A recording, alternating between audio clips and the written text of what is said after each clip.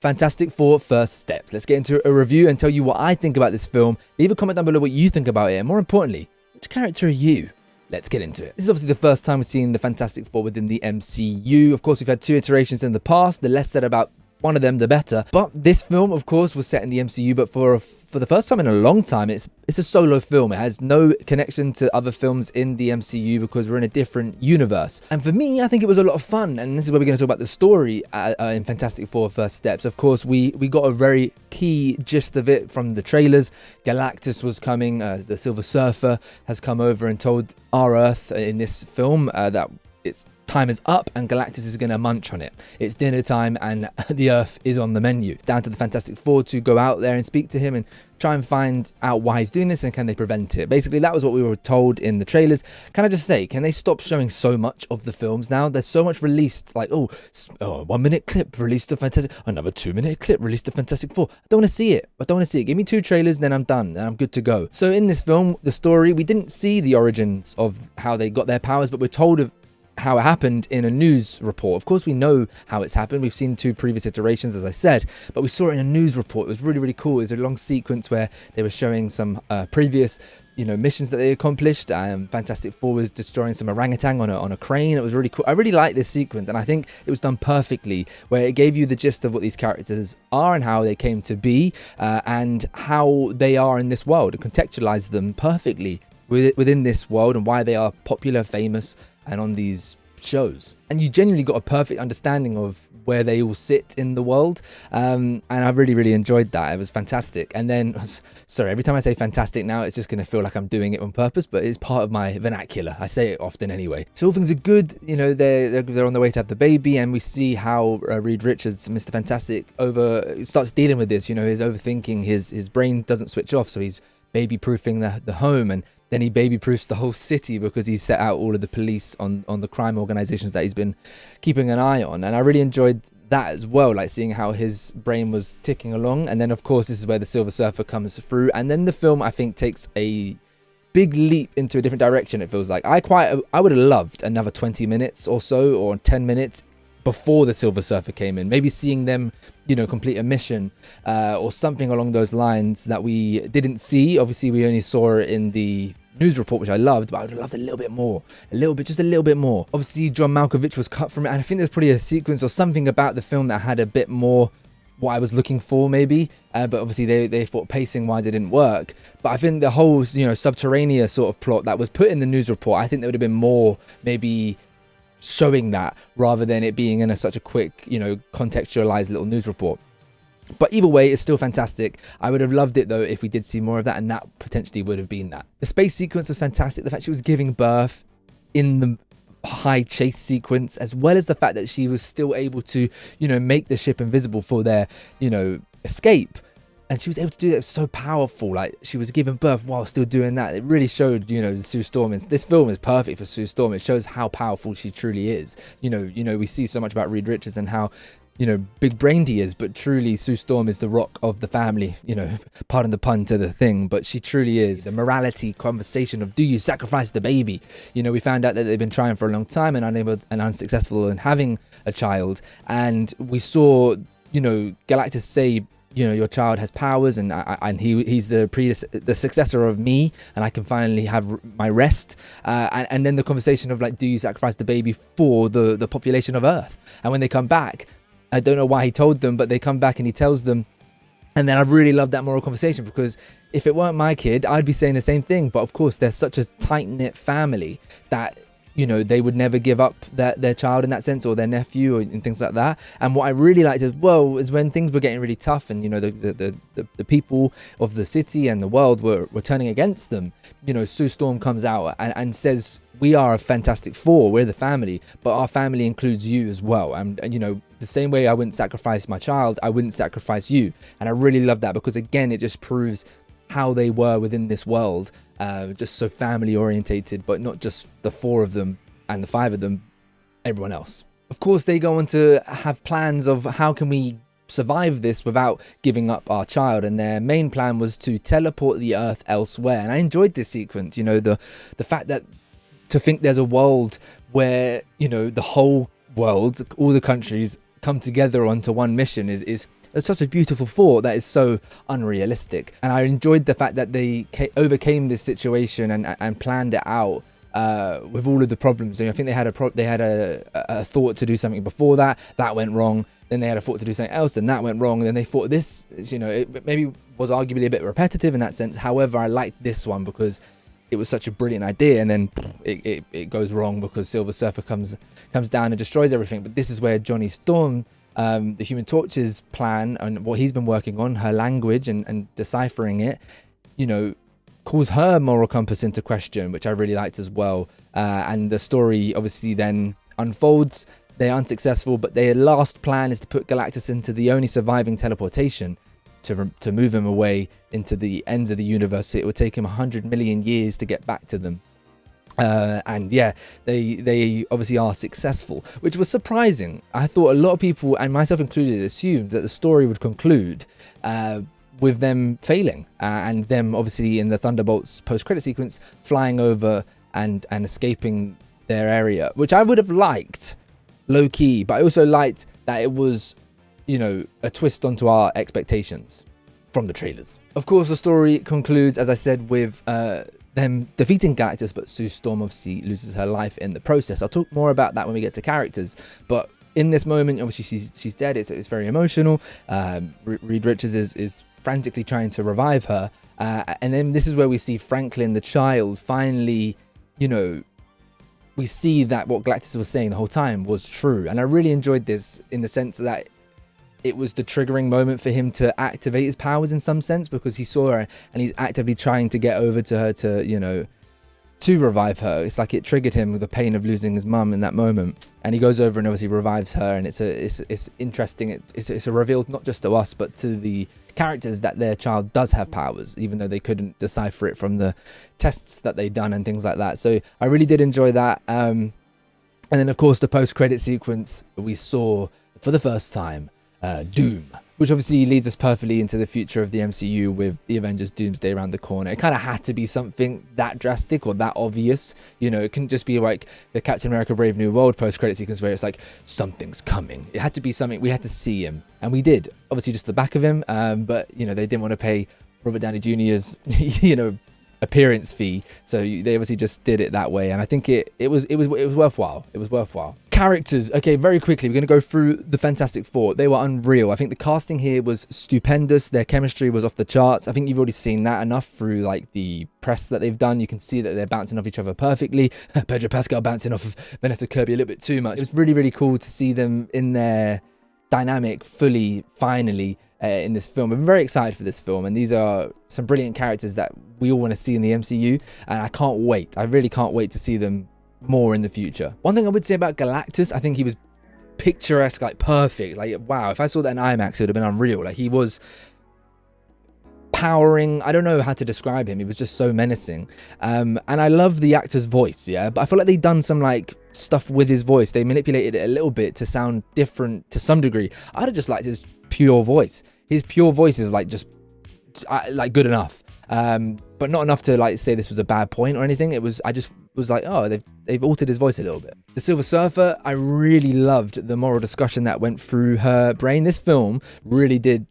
One of the main themes throughout was motherhood and obviously quite obvious with Sue Storm and her child, but it was also Silver Surfer in some sense, because, and I think that's maybe why they took the choice to use the female version of the Silver Surfer from the comics. And I really liked her, she questioned Galactus. It was just a baby. We already saw there that she wasn't evil, like she was obviously doing some bad things, like basically being part of the destruction of so many planets, but she was questioning, like, come on, it's just a baby. Like she wasn't as evil as Galactus in that sense. And then obviously he punishes her in that moment. So then when Johnny Storm does his thing and shows her all of the screaming voices of all the people that she let die, basically, by not stepping in any way, shape or form and just being a bystander, it added to that moral compass, like really swaying. And I enjoyed that. And as much as, I don't know, I think there's a little moment where obviously Johnny Storm says, tell Franklin his uncle loved him. I like that moment. I thought, oh damn, they're going to do something here. And then as soon as you feel that, bang, Silver Surfer comes in. And I normally like those sort of moments. in the sense of like, oh, like that, like when they tell you something an hour ago, 30 minutes ago, and then it comes into fruition later on. Whereas this one, I was feeling quite sad in that moment, like, oh my God, he's going to sacrifice himself. And then bang, like she appeared. It was like, oh, okay. It wasn't like it was oh, okay, you know, but it didn't ruin it for me in any way, shape or form. And it was just, I think it made sense why she went that way. I think one of the key things as well, I don't read the comics for my next point here. So a lot of people were excited, but I was like, oh, why is there a baby? Like, why are we doing this? It's Fantastic Four. Why are they having a kid? And when I saw the ending of this film and stuff, it made sense. And so many plot points were surrounding the child. It wasn't just they were having a kid. Of course, it was so pivotal in the film. Obviously with the moral conversation of do they sacrifice their child for the greater good, and then the fact that they use him as a ploy to bring in and lure in Galactus. I really enjoyed that. And then of course the push that Sue Storm had to protect her child in that moment was really fantastic as well. And then of course the fact that we see his powers come into fruition, and he is the reason Doom's coming over, because he is this all-powerful being that obviously Doom wants something to do with, and that's going to be a massive plot point going into now Doomsday and things like that as well. So I was greatly surprised by that. I was happily surprised by Franklin's involvement and how big of a plot point he was. It wasn't just having a kid to have a kid's sake. It really played a part that I really enjoyed. And as I mentioned though, I loved Sue Storm in that moment. She sees her baby boy get taken and she locks in. She goes to a different dimension, different realm, as she uses her powers to push Galactus into the portal that they had set up. Of course, with the help of the Thing knocking down the building and the rest of them as well. I did enjoy that. I was moved by it. I thought it was a brilliant moment where it was like, you know, I feel like it was obvious they were trying to push on the motherhood sort of thing. It wasn't like in a bad way, but it was obvious, but I think it was done so well where it actually worked, if that makes sense.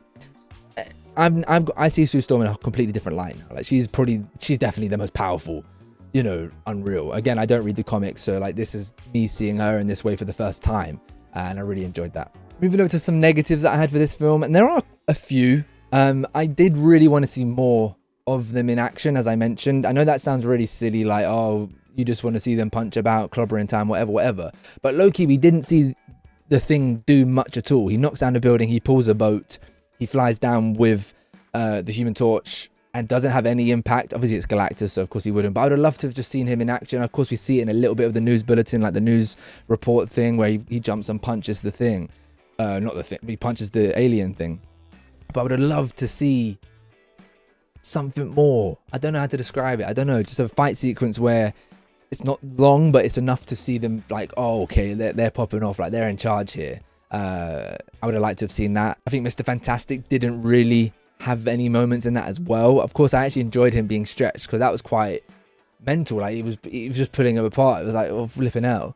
But in that fight sequence, all he does is go on the back and pull the lava. Again, I like that. Just give me one more scene. Just one more, you know, maybe. I think some scenes after the space sequence dragged a little bit. I think there was a little bit of a repetitive thing of course, I enjoyed the moral conversation of do we sacrifice the child, but I feel like there was a few times where we already spoke about that in a way, and then it happened again. Like Sue Storm and Reed Richards had a little bit of a back and forth. They had one, then they kind of had another one. It was like, no, we just done that. Like it wasn't like terrible, as I'm saying. It's just like a little thing like, okay, let's keep the movement going here and get through this part. And then when they eventually think of the plan, that's when it picks up again, which is good.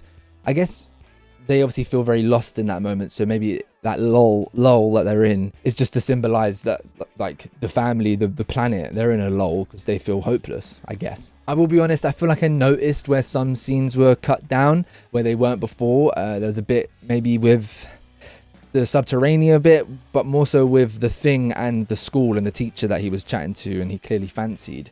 I feel like they could have had a lovely little 5 minutes more put towards that, and especially when he went over to them as they're all like fleeing to Subterranea, he like takes a little pit stop and goes into the school, which is like a church or something, and they're all in there, all those people, and he just talks to her and says, I just came to see you. And it's like, okay, he clearly fancies her, whatever, but just a little line of him saying you've got to go to Subterranea or something like that, just to contextualize why they end up there. Not obviously we know why they do, but how. Like the next time we see them, they're from there, then all of a sudden they're in Subterranea. Just a little line would have helped that go. Also, he kind of I don't know how the time works here, because he was there and then all of a sudden he's in the Baxter building, like the next scene. Again, it's not a problem. It's just like, okay, they've just jumped that. I don't know, just a little scene or something, or him like telling them to leave and go to Subterranean would have helped me there, or I would have preferred.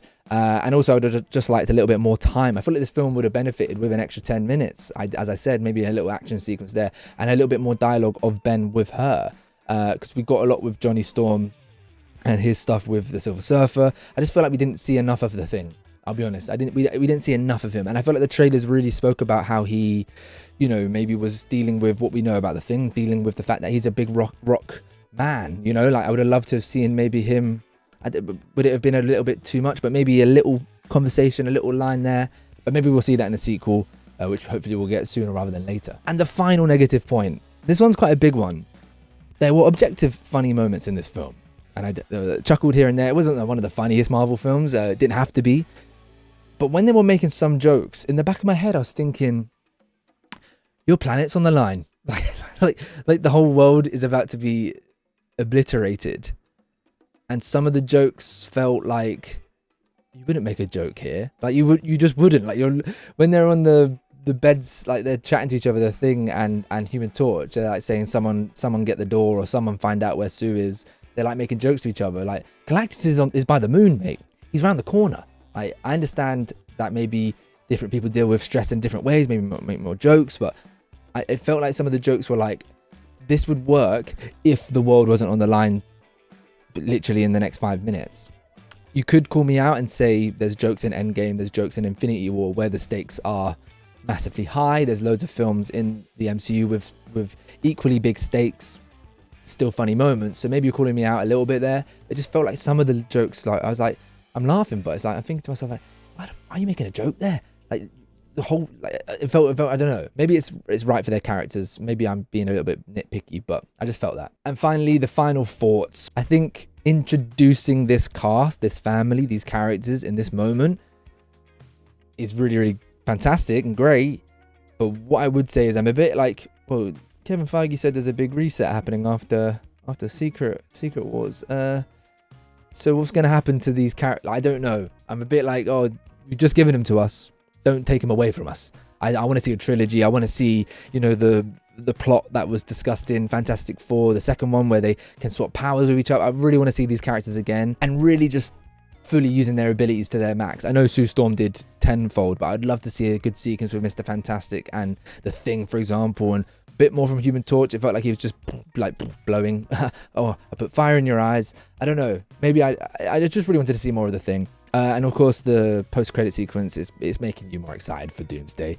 I'm really excited for Brand New Day as well, Spider-Man's one. Let me know what you rate it out of 10. I'll let you know I rate this film an 8 out of 10. I initially rated it at 7.5, but I genuinely think on a rewatch, it might even go to 8.5. So I said, you know what, let me meet in the middle. Let's go 8. 8 out of 10. It's a fantastic film. I think I preferred Thunderbolts, I'll be honest with you. I think Thunderbolts was, I don't know, I just felt Thunderbolts hit my beats a little bit more than this film.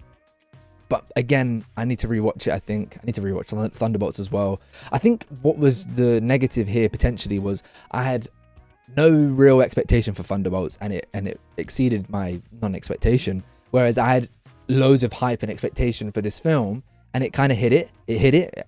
But because it hit what I expected and didn't exceed it, maybe I'm like thinking it's a little bit lower than it actually is. I don't know. Let me know what you rate it out of 10 in the comments down below. What was your favorite character and which character you most like? I feel like I'm like Mr. Fantastic because of like a stretchy skin. That's literally it. Make sure you drop a sub if you haven't done so already. Having fluffy legs, and I'll see ya when I see ya.